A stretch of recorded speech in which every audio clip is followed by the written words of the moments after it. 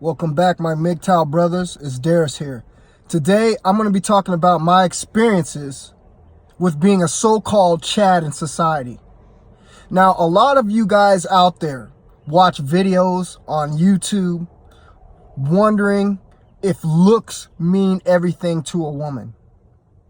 Well, I'm going to tell you something.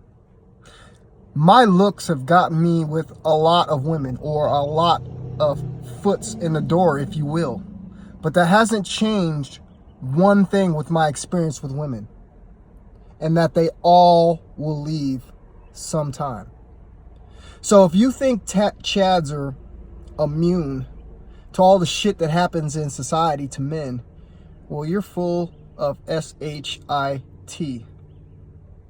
You see, me growing up, of course, being a Chad, I had lots of girls' attention. I dated lots of women.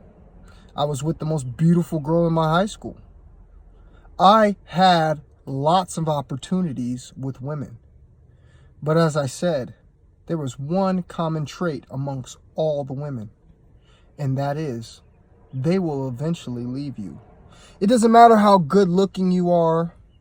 It doesn't matter how charming you are. It doesn't matter how ripped your six-pack is, because I have a ripped six-pack. It doesn't matter that you have a nice jawline structure. It doesn't matter if you have nice color eyes.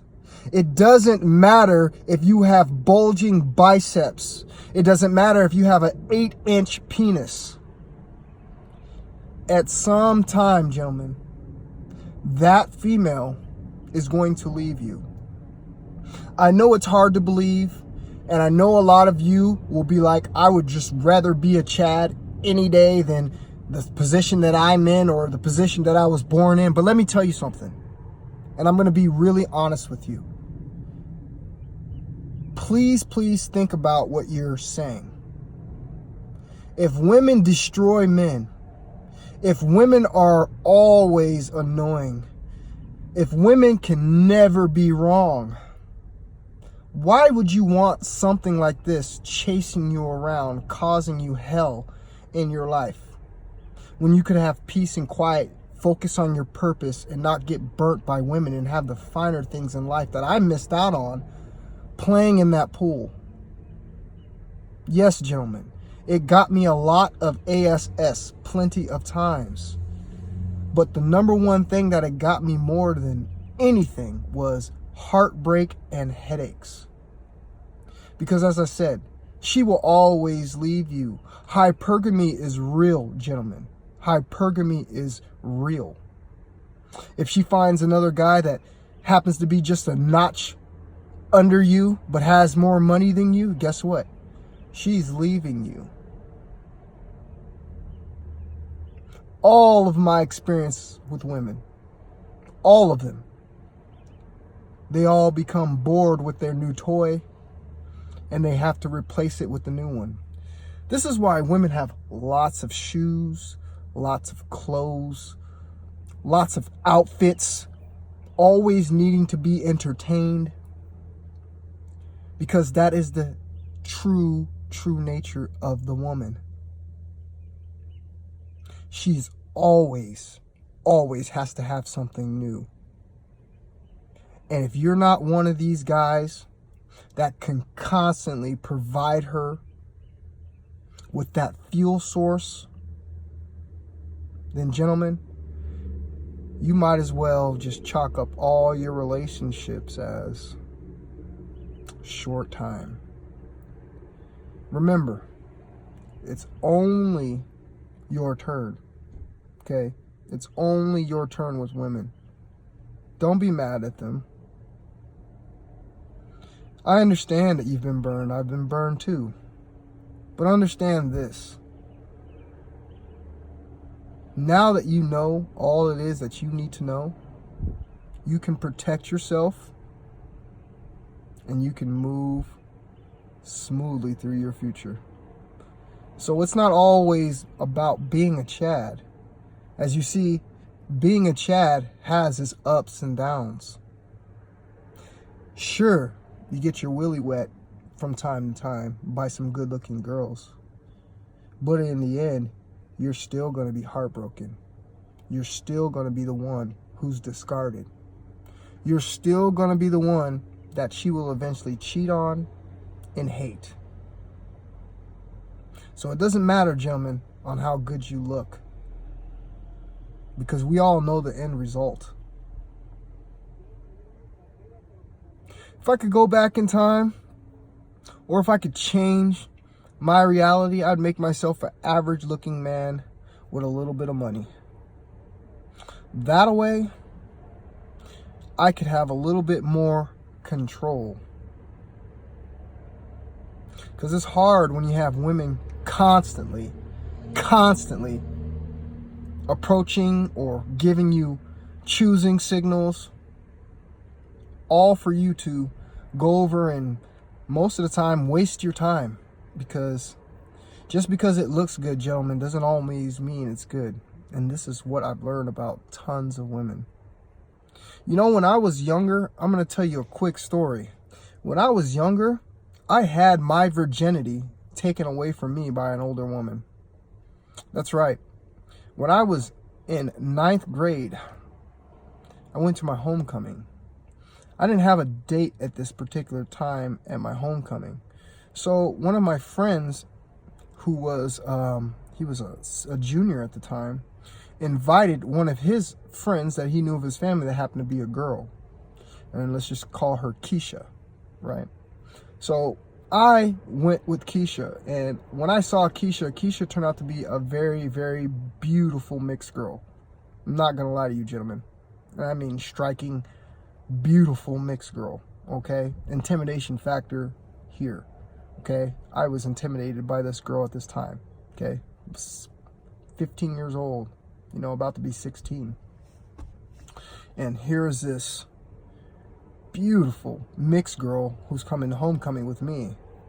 Now, I wasn't a drinker, I wasn't a smoker, we didn't do anything like that at that time, right? So everything's kind of innocent. So we end up going and staying out at her house. But here's the difference, is my friend Raph, who hooked me up and invited her with me, is that, you know, he stayed with us too. So I didn't think of anything about it. And, you know, got late, got around, you know, 12:30, 1 o'clock, and we all slept in the same bed. I thought this was weird. So we're all sleeping in the same bed. But what I noticed is she slept in the middle. Okay? She slept in the middle. All right. Now, when we were sleeping, I noticed probably about 45 minutes in, I feel this hand come onto my body. Right? And this hand was mighty aggressive. This hand was so aggressive, like it's already done this time and time again. Because as for me, when that hand touched me, I wasn't exactly ready for it.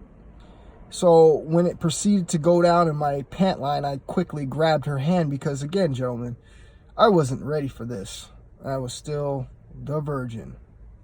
So she pulled herself closer to me and she started kissing on me, and I turned around and I started kissing on her because I'm going to at least do that, right? And fill on some boobs, right? So I turn around, I start kissing her, and I put my hand up her shirt, you know what I mean? Next thing you know, I'm kind of slightly getting into it. And then all of a sudden she says, "Come on, let's go." And I'm thinking, okay, what the hell are we about to do? So she picks me up, we get up off the bed, and we walk into the living room. And while we were sitting in the living room, okay, we're sitting in the living room, and she lays down on the floor, and she tells me to come here. And I get on top of her, and I'm kissing her, laying on top of her. So like I said, I'm laying on top of her, and I'm kissing her. And I'm in between her legs. And at this point, I'm starting to, you know, I'm kissing all over the neck. I'm kissing all over her breast.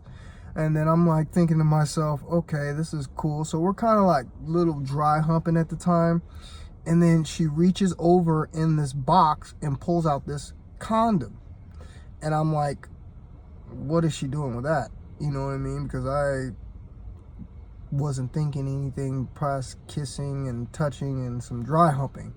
I know this sounds kind of weak, but at the time, guys, I'm just telling you the way it was, man. You know, I wasn't raised around you know, the openness like this. I was kind of sheltered from it, to be honest with you. So when she's doing this, you know, I'm just thinking to myself, okay, I'm going to do it. Even though I'm scared, I'm going to do it. So she gives me the condom, and I didn't, you know, this is where probably a lot of you guys have experienced this before. She gives me the condom, and I'm like, okay, I don't want to put on this condom when you're looking at me. You know what I'm saying? Like, the whole thing was weird. You know what I'm saying? And anyhow, right after I put on the condom, I lay down. She gets right on top of me. Like I said, like she's already done this before, like a pro. She gets right on top of me and just starts riding me, okay? Now, it took her probably a good maybe 10 minutes before she had an orgasm, okay? She let me know she definitely had an orgasm, okay? And then, you know, and the thing is, I turned her over, and you guys, I'm just going to be honest with you, I didn't even finish, you know what I mean? But I did beat, but I just did not finish. It was just one of the weirdest things that I had happen to me, and that's how I had my first experience, my first sexual experience, okay?